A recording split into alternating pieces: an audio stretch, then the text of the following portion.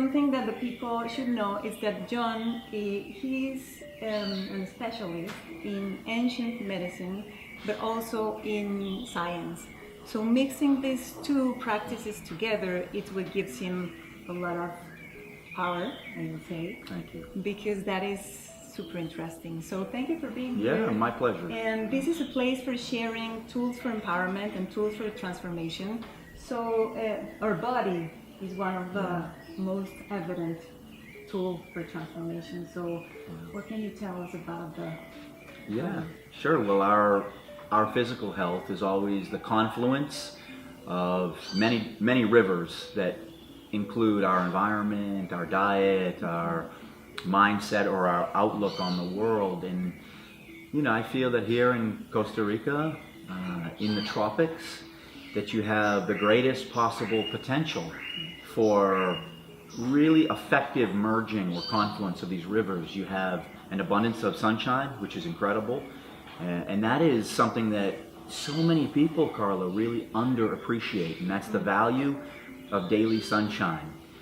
It's a very powerful component of epigenomics. When sunlight strikes our skin and it's not filtered out with sunscreens or through glass, we have a full spectrum of light that can penetrate deep into the skin, and it can resuscitate or invigorate mitochondria, which of course are responsible for energy production in all of our cells. And in so many aspects of what we say disease etiology, so many aspects of a disease etiology has to do with mitochondrial dysfunction.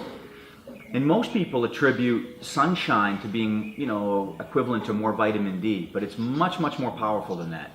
Sunlight is a core component of ancestral living.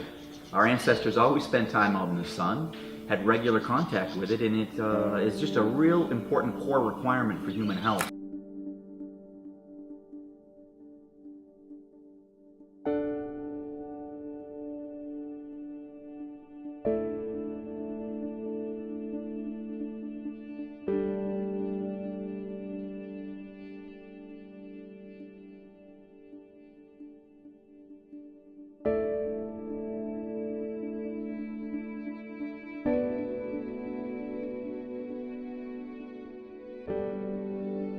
Insulin is a very important hormone that controls everything else secondary, right? So if your insulin levels are high, you may produce more estrogen. If your insulin levels are high, you may also have more inflammation. So everything can become initiated with elevated insulin, and having more sunlight can reduce your fasting insulin levels. So it's a big part of this diabetes epidemic. A lot of it's hinged to sunlight, vitamin D, and the endocrine changes that flow from both of those.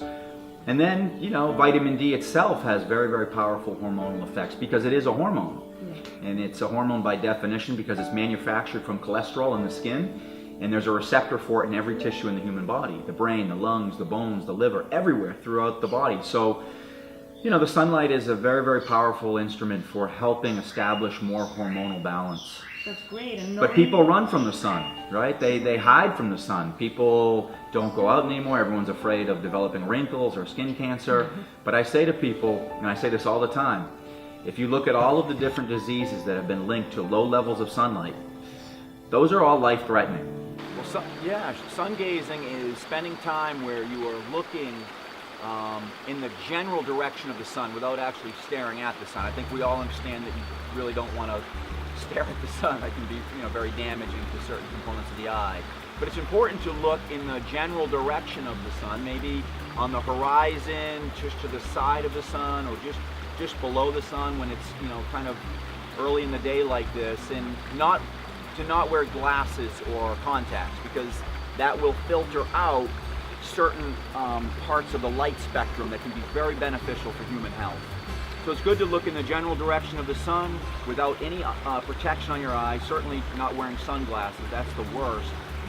And to do this for, whether it's several minutes to 30 minutes, because what that does is it allows very valuable components of the light spectrum to pass through the optic chiasm, where it really stimulates important neurological processes.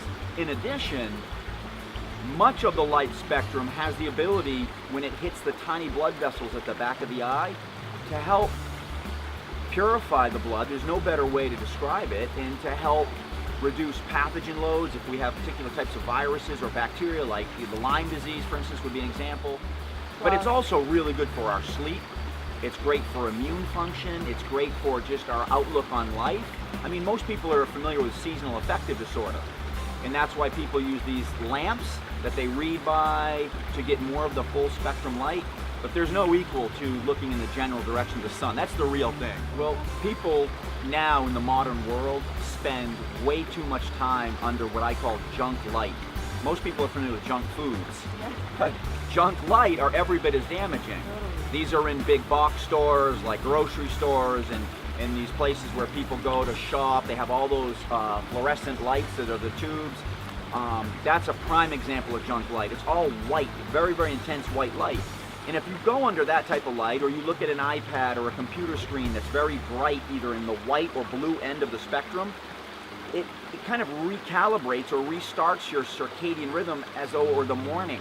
This can really stop people from achieving a deep level of sleep at night.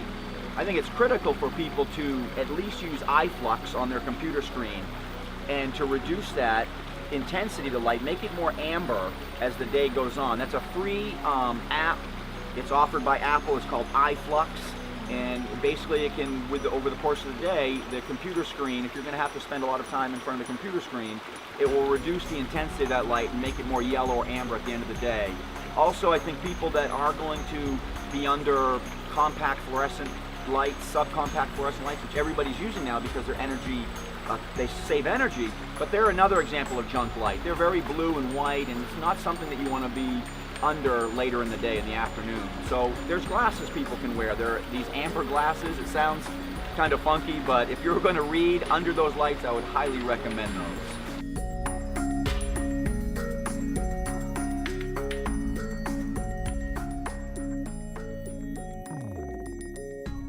I encourage everyone, regardless of skin type, to start with at least a half an hour a day, minimum, on their arms and legs and face.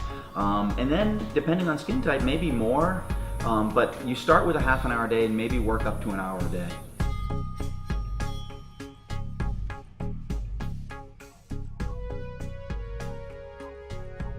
The pineal gland is the primary initiator of melatonin secretion.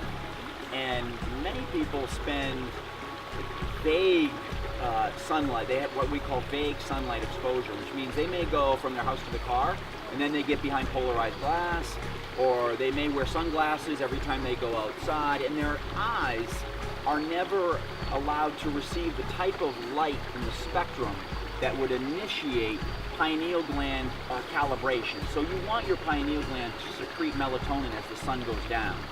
But if people are always behind sunglasses or windows, the pineal gland never really goes into this activity mode. So basically, the pineal gland may secrete a little bit of melatonin throughout the day, as opposed to stopping it in the morning and releasing melatonin with more efficacy later in the day or in the evening. So it's important to give your pineal gland kind of those bookends of when to be active and when to slow down. And getting early morning sunlight, like it is now, that stops the pineal gland and it allows it to rejuvenate and to reload with melatonin. And then when we go out at the end of the day, that's very important for good quality sleep. We spend a half an hour at the end of the day when the sun is going down. That primes the pineal gland to then be more productive at night. So sunlight is really critical for allowing the pineal gland to work with your schedule.